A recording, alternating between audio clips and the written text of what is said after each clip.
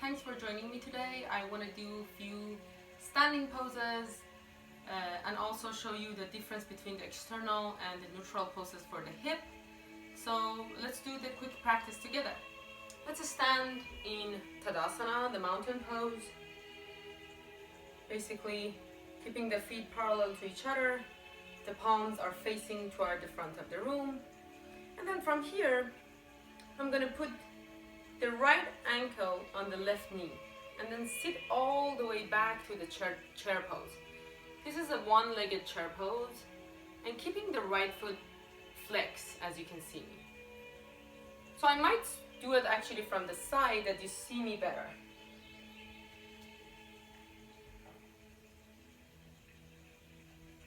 Sitting in the chair pose, keeping the chest a little bit open to the front, and staying here for a few breaths. Pulling the belly in while we are here.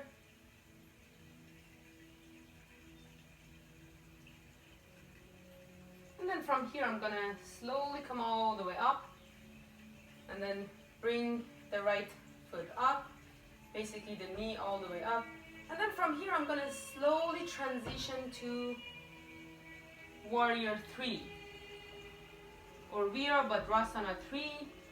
As you can see, if people need actually, you can use the blocks under your shoulders. So you can use the blocks as the prop to stay in this pose. However, if you feel you can find your balance, maybe you can bring your hands to your heart, like a prayer position. So while we're here, I'm flexing the back foot as if I'm pushing a door with my heel and straightening the leg. It doesn't matter like how much it's gonna come up. The importance is like keeping it straight, and then at the same time there is a very subtle movement in my standing leg, which is like the inner thigh is rotating toward the back of the room and the outer thigh is rotating toward the front. That gives you more solidity. And then when you're ready, slowly we're going to come all the way and transition, putting the leg back, transition all the way to Warrior 2. So as you can see, I'm opening the leg basically to the side. The hip is now looking to the side of the room, so it's not square to the front. And this is one of the external poses. Then opening the chest all the way, extending the arms to the front and the back of the room. Staying here for a few breaths.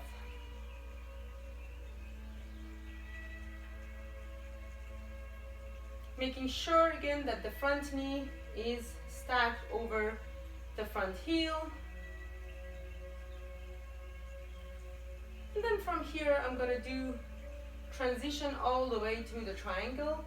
So straightening the front leg, and I'm feeling that someone is pulling, as if like I'm leaning forward, as if someone is pulling me to the front of the room.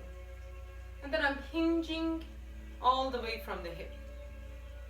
And then breaking and putting the hands the left hand all the way, either on the shin, on the foot, or even if you need, you can use a prop, a block, on the outside edge of your foot. And then opening the chest all the way to the ceiling. Something important here is that you want to make sure that the weight of the front foot is on the ball mount of the front foot. This would protect especially the ligaments on the back of your knee. Then it would be better also if you bring your upper arm alongside your ear and basically opening the chest all the way to the ceiling.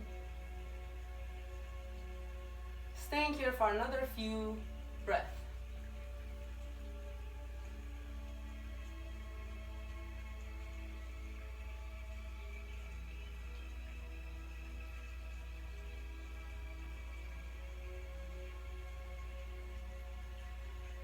And then slowly from here I'm going to transition back all the way to the Warrior 2.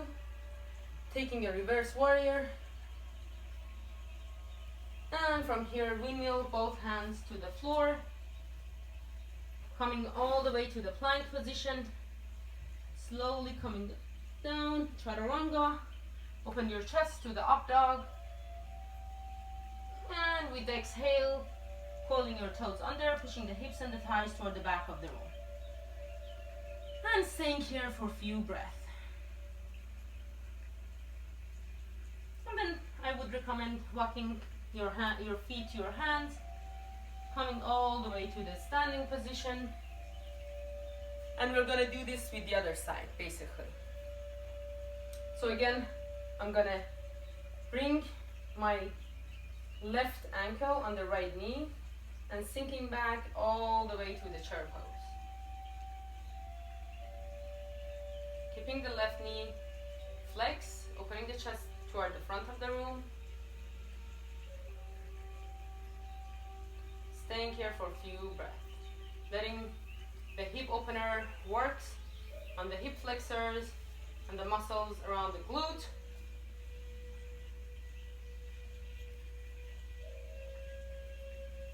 And then after a couple of breaths, we're going to come all the way up, bringing the knee to your chest.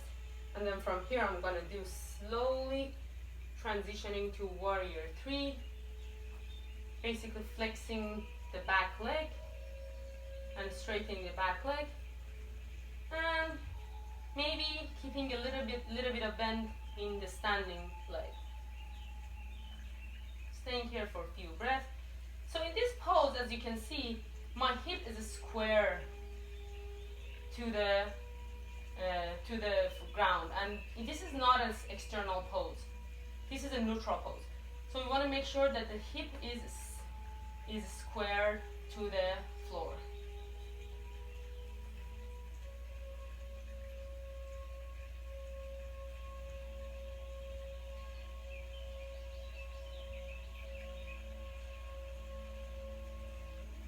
Staying here, maybe always gazing at one point is helping you with the balance.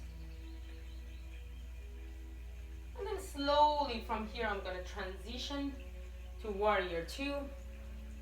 Basically adjusting my feet, opening the chest and extending the arms to the sides of the room.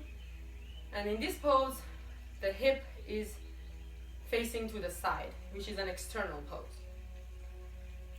Staying here for a few breaths, keeping the torso long, the chest open. And we're going to take a breath, reverse warrior.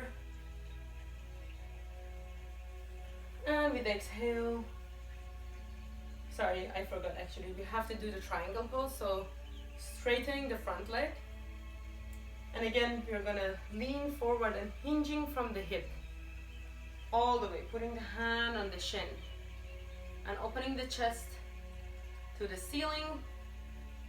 If you are able, I would recommend to bring the upper arm closer to your ear, alongside your ear. And staying here for a few breaths. If possible, opening the chest more toward the ceiling. Breathe in and breathe out.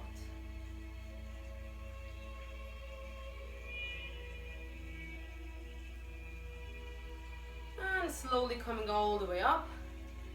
Then bending your front knee, coming back to warrior 2. And again, windmill both hands. Coming to the plank position, coming all the way down, chaturanga. Opening the chest to the front, taking an up dog.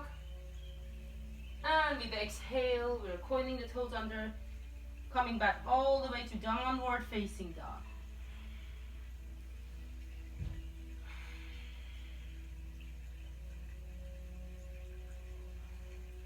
So basically that was a few standing poses, coming from the chair pose to warrior 3, from warrior 3 sitting back to warrior 2, and from there to triangle pose. And then we do this for the right and the left side. So I hope that you